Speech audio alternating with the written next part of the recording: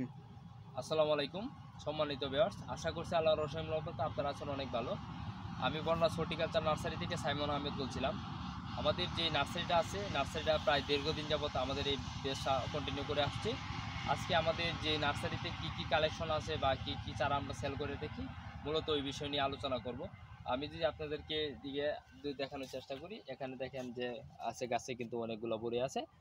এটা কিন্তু আমাদের যে 12 সুন্দরী একটা কুল, এই কিন্তু 12 সুন্দরী কুল ইভেন্ট আমাদের এই পাশে যদি আমি দেখানোর চেষ্টা করি, এই যে জিও ব্যাগ সেট আপ করা যে বড় গাছগুলো আছে দেখতে পারতেছেন, এটি হচ্ছে বাড়ি 13 আম গাছ।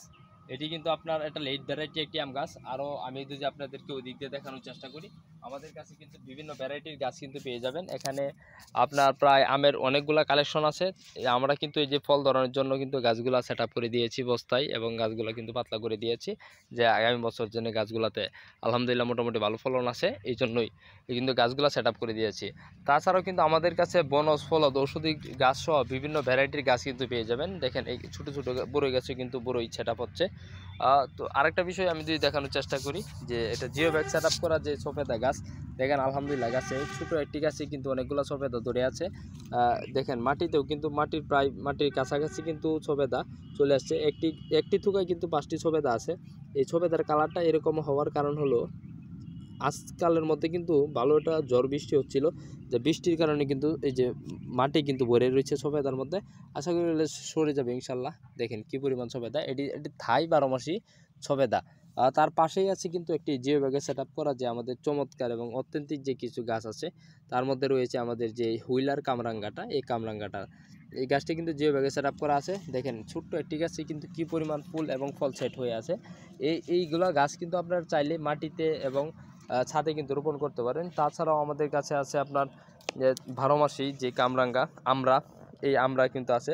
দেখেন এইটার আমরার বৈশিষ্ট্যটা হলো একদিক দিয়ে কিন্তু আমরা সেট আপ হয়, আরেক দিন দিয়ে কিন্তু ফুল আসে। তো ইভেন্ট ওই দিক দিয়ে কিন্তু এটা গাছটা কিন্তু একদম ছোট। কিছুদিন আগে কিন্তু রিপোর্টিং করা হয়েছে, জিও ব্যাগে সেট আপ করা হয়েছে। ওই দিক দিয়ে কিন্তু আমরা ছিল, এবং ইভেন্ট আবার কিন্তু ওই দিক দিয়েও আমরা যে ফুল আছে, যে কাঙ্ক্ষিত ফুলের দেখা কিন্তু আমরা পেয়ে গেছি। ওই দিক দিয়ে দেখানোর চেষ্টা করি। দেখেন এগুলো কিছুদিন আগে কিন্তু জিও ব্যাগ সেট আপ করা হয়েছে, যে ছোটো ছোটো গাছে কিন্তু ফলে ভরপুর, যে সবেদাও ভরে আছে। তারপরে আমাদের কাছে আছে জিও ব্যাগ সেট আপ করা কিন্তু ওই যে থাই 12 মাসে যে কদবেলটা আছে, এই কদবেলটাও সেট আপ করা আছে। কদবেলটায় কিন্তু সময় লাগে, খুব তাড়াতাড়ি কিন্তু ফলন আসে না। তাছাড়া আমাদের কাছে আরও বিভিন্ন ভ্যারাইটিস বিভিন্ন ফল গাছ পেয়ে যাবেন। তো আজকে এই পর্যন্ত, ভিডিওটা বেশি লম্বা করব না।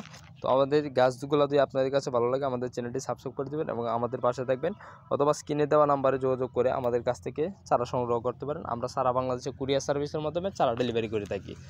ধন্যবাদ। তো পরিশেষে আরেকটা যেই জিনিস দেখাবো ভিউয়ার্স, এটি পাকিস্তানি যেই আছে আনার আছে, সেই আনার কিন্তু এই যে গাছে ফুল সেট আপ হচ্ছে। আর কিছু যে জিও ব্যাগ সেট আপ করে যে গাছগুলো দেখতেছেন, এই গাছগুলো কিন্তু আমরা জিও ব্যাগ সেট আপ করে রাখছি। এটি মূল টার্গেট হচ্ছে আমরা ফল ধরাবো। এটি হচ্ছে সুপার বাগুয়া যে আনারের একটা ভ্যারাইটি, খুব চমৎকার এবং সুন্দর, ভিতরে কিন্তু লাল টকটকে হয়ে থাকে। সেই সুপার বাগুয়া আনারগুলা কিন্তু এখানে সেট আপ করে দেওয়া আছে।